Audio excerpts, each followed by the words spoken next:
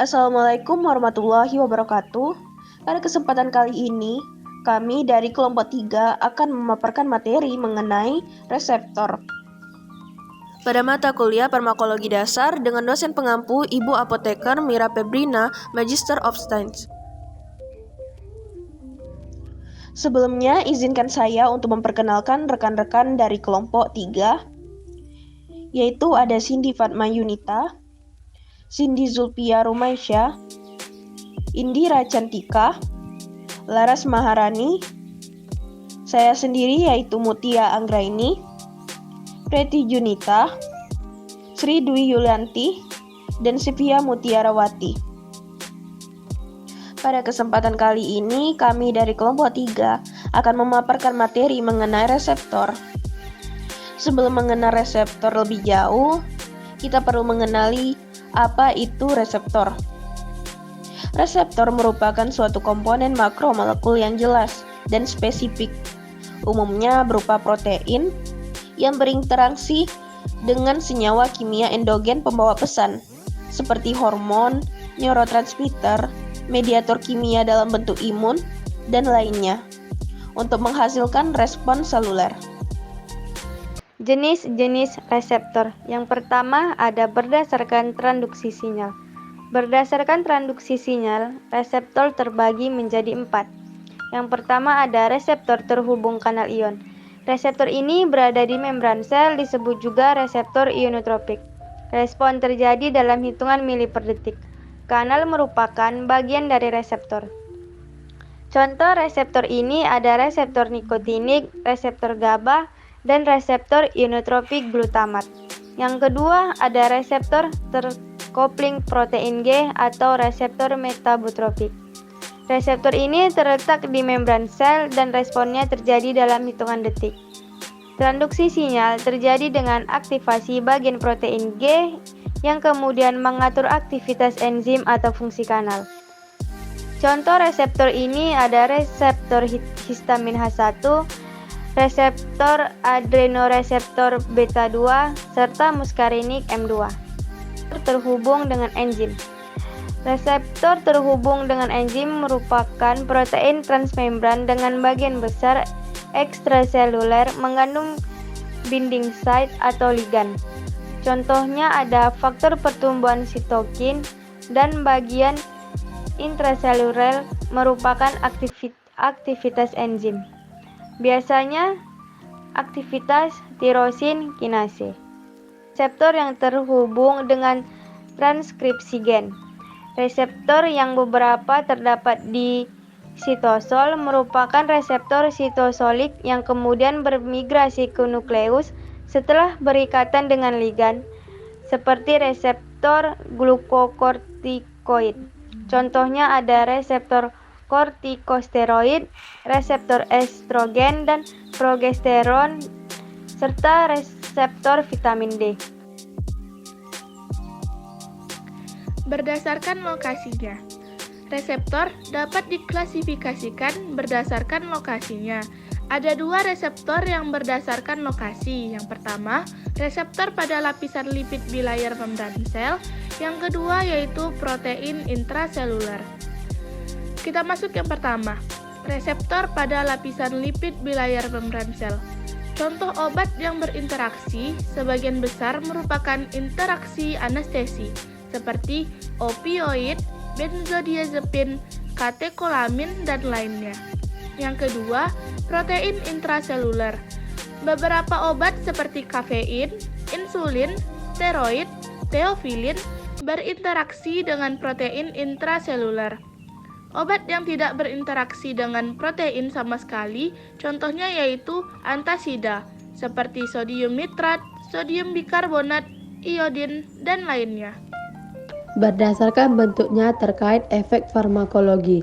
1. Bentuk inaktif, 2. Bentuk aktif, yang menghasilkan efek yang sama seperti saat reseptor berikatan dengan agonis, walau pada tingkat yang lebih rendah. Dalam hal ini, ligan tidak menyebabkan bentuk reseptor berubah, namun dapat menyebabkan perubahan perbandingan antara bentuk aktif dan inaktif, dengan lebih mencenderungkan satu bentuk. Di sini saya akan menjelaskan tentang fungsi dari reseptor. Fungsi dari reseptor yaitu mengenal dan mengikat suatu ligan atau obat dengan spesifitas yang tinggi. Kemudian meneruskan sinyal ke dalam sel melalui perubahan permeabilitas membran, pembentukan second messenger, dan mempengaruhi transkripsi gen. Istilah pada reseptor dalam mekanisme obat.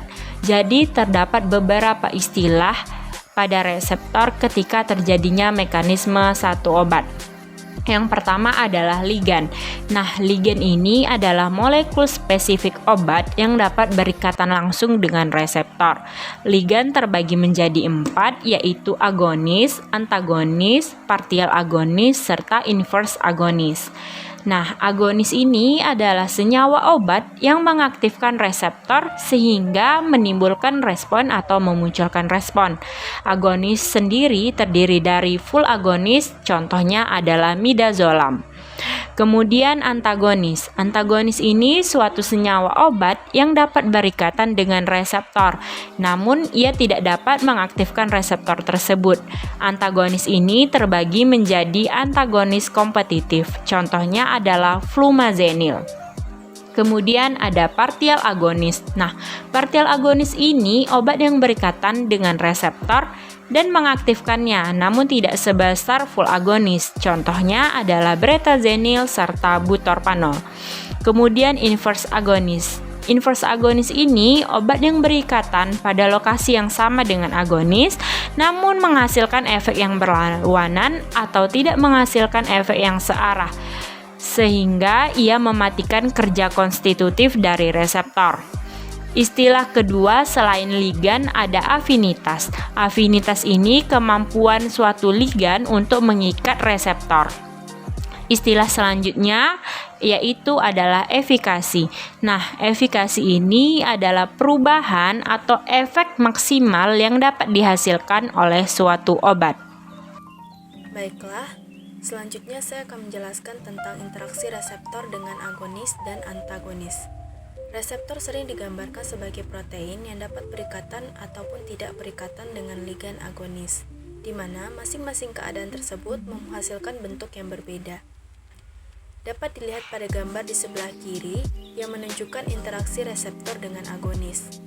Seperti yang telah dijelaskan sebelumnya, agonis secara sederhana sering digambarkan sebagai pengaktif reseptor, di mana suatu reseptor yang awalnya bentuknya tidak aktif, ketika berikatan dengan ligan agonis, maka reseptor tersebut akan teraktivasi dan memunculkan efek obat.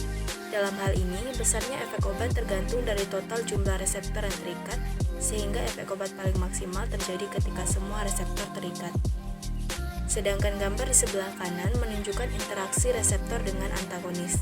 Antagonis adalah obat yang berikatan dengan reseptor tanpa mengaktifkan reseptor tersebut. Antagonis biasanya berikatan melalui ikatan ion, hidrogen, atau van der Waals sehingga sifatnya reversibel. Antagonis ini menghalangi kerja agonis dengan mencegah agonis berikatan dengan reseptor, sehingga efek obat tidak dapat dihasilkan.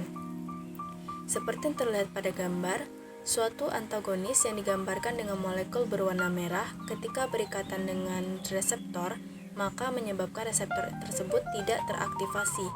Ikatan dengan antagonis ini nantinya akan mencegah agonis untuk berikatan dengan reseptor, sehingga efek obat tidak muncul. Jika ikatannya reversibel disebut dengan antagonis kompetitif, dan jika tidak reversibel maka disebut antagonis non-kompetitif. Sekian penjelasan yang dapat saya sampaikan, saya kembalikan kepada moderator. Sekian pemaparan materi oleh kelompok 3 dengan materi reseptor.